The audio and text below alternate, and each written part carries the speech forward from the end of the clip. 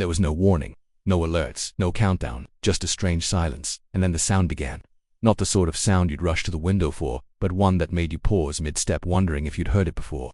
Weather arrived differently back then. It didn't announce itself. It simply turned up, personal and uninvited, and you felt it long before you understood it.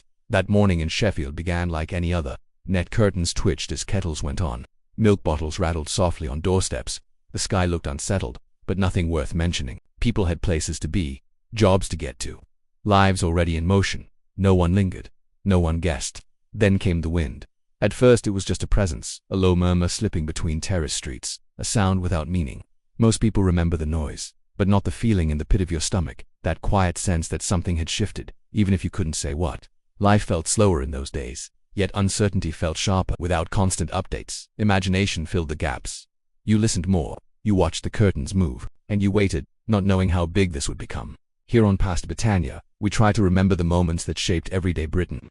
If these memories still live somewhere inside you, do subscribe and give the video a like. It helps keep these stories alive, because what happened next wasn't just about weather, it was about how a city responded.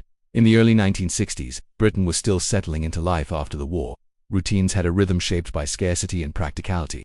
Homes were built for endurance, with thick walls and high ceilings, rather than comfort or convenience. Families relied on a single radio for news, music, and the occasional weather report, huddled around its warm hum before the day truly began. Life moved steadily, predictably, and most people found a quiet satisfaction in that regularity. Sheffield itself felt almost timeless in its rhythm. Terraced streets climbed gently up the hills, steelworks loomed in the distance, and smoke from chimneys drifted lazily across the morning sky. Weather was never taken lightly. It dictated washing days, school walks, and early shifts at the factories. Even a hint of a strong wind would set neighbors talking quietly, adjusting their plans, making sure everyone knew the day's obstacles.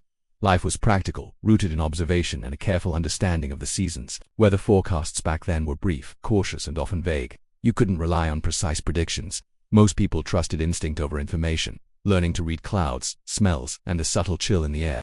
That quiet attentiveness gave communities a sense of self-reliance and resilience. Neighbors knew one another's routines, shared resources, and quietly looked out for each other. There was a certain strength in that shared understanding, a sense that if something unusual happened, they would face it together. And yet, for all that preparedness, for all the rhythms and instincts, nothing could have truly prepared Sheffield for how fast everything would change. The wind would arrive, carrying a power and a presence that forced the city to pause, to listen, and to reckon with a night unlike any other. The first gusts hit without ceremony. Doors rattled in their frames, loose slates shifted on the rooftops, and the narrow streets of Sheffield seemed to hum with a strange, urgent energy. Power flickered in some homes, cutting lights mid-morning, leaving radios to crackle uncertainly. The wind carried itself through alleyways and around corners, a low, insistent sound that made even the most familiar streets feel unfamiliar. People paused at windows, listening, trying to measure what was coming. Inside the home, routines changed almost immediately. Fires were checked and stoked earlier than usual. Curtains were drawn against the chill, though it offered little protection from the gusts rattling against the panes. Children sensed the tension without understanding it, their small hands clutching Teddy's ears, straining for the next roar of the wind. Adults moved carefully, speaking softly, trying to sound calm for their families while their own nerves tightened with the unknown. Even the smallest noises, the scrape of a chair, the tap of footsteps, seemed amplified. Outside, the city responded in its quiet, practical way. Bins toppled and spilled their contents onto the pavements. Shop signs creaked on their mounts, and neighbors walked a little faster than usual, heads down against the air. Some shopkeepers closed early, more out of habit and caution than any official instruction. Back then, there were no instant updates, no flashing alerts on screens. Information moved by word of mouth, whispered from one neighbor to the next. People listened harder than they looked, felt the storm in their bones before they saw its effect. And there were small details that linger in memory, often forgotten. The smell of damp coats left by the door, the way candles were fumbled for though rarely lit, the eerie quiet between gusts that felt almost as loud as the wind itself. Every moment stretched slightly, every sound magnified. People felt both exposed and connected, aware of the world beyond their walls yet bound to it by shared experience. And then came the part people still talk about. When the night truly set in. As night fell over Sheffield, the darkness felt heavier than usual. Streetlights flickered uncertainly or went out entirely, leaving the streets in near complete shadow. The wind had changed its tone, now sharp and insistent, rattling rooftops and threading through chimneys in a way that made time feel elastic. Minutes stretched longer than they should, each gust seeming to last an eternity, each pause in the wind filled with anticipation. People moved cautiously inside their homes, aware that the night had taken on a life of its own. Communities responded quietly, instinctively. Neighbors checked in on one another, knocking on doors instead of reaching for phones that weren't there. Conversations were brief, practical, and warm. There was an unspoken understanding in these visits, a mutual recognition that everyone was facing the same strange, unnerving night. It was a shared vigilance, one built on familiarity and trust, and it shaped how people moved and spoke in the hours that stretched before them. The storm also revealed hidden truths. It showed how vulnerable the city's infrastructure really was. Loose tiles, fragile roofs, and the occasional blackout were stark reminders of limits in preparation. Yet it also highlighted the strength of community habits. People knew who needed help, who could lend a hand, and how to carry on quietly without waiting for instructions. The wind tested these routines, and in doing so, quietly celebrated them. Amid the tension, there were moments of calm and reflection. Children slept through much of it, unaware of the history unfolding just beyond their bedrooms. Adults, awake and listening, felt a strange mix of fear and wonder, a quiet admiration for the city's resilience. There was an odd serenity in this shared experience, a sense of being alive to the smallest details of life, from the shifting of a curtain to the distant sound of footsteps on cobbled streets. And yet, curiosity never faded.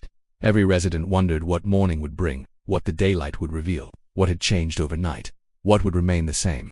The answers were waiting just beyond the horizon, in a city reshaped in both subtle and unmistakable ways, and they would soon step outside to see it for themselves.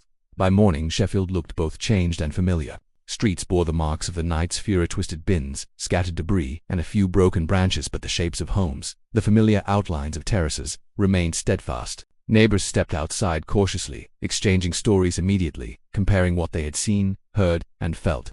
There was a shared sense of relief, quiet but profound, as people realized they had weathered the storm together. It isn't the damage that lingers in memory.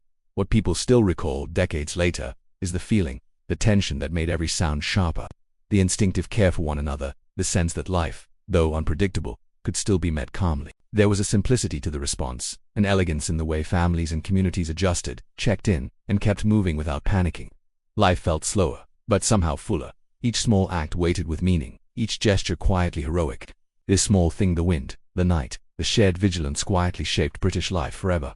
It reminded people of what they could endure, what they could care for, and how the ordinary routines of everyday life were themselves a kind of resilience. Children who slept unaware, adults who kept vigil, neighbors who knocked on doors, all became part of a story that would be told and retold, not for drama, but for its human truth. Storms passed, the wind faded, and the city returned to its usual rhythm, but the memories stayed. They lingered in the smell of wet streets, the hum of distant chimneys, and the quiet conversations that followed. They remained as a reminder of a time when life demanded attention and rewarded care. And when you compare that morning to how we wake up today, with alerts and forecasts, the difference is striking. Looking back, the difference between then and now is remarkable. In 1962, storms arrived with quiet uncertainty. We listened to the wind, watched the sky, and relied on our own judgment and that of our neighbors. Today, constant forecasts and digital alerts give us immediate information, and preparedness comes in the form of apps and instant updates. Safety and speed have improved, but something quieter has been lost. The togetherness that came from shared experience, the silence broken only by natural sounds, the instinctive care for one another. These were subtle treasures of a slower, more attentive life. Community habits that guided us through the night are harder to come by in a world of screens and schedules.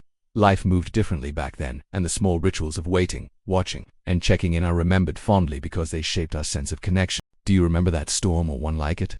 Send this to someone who lived through those nights, and share the memories together. Until next time, take care, and thank you for remembering with us.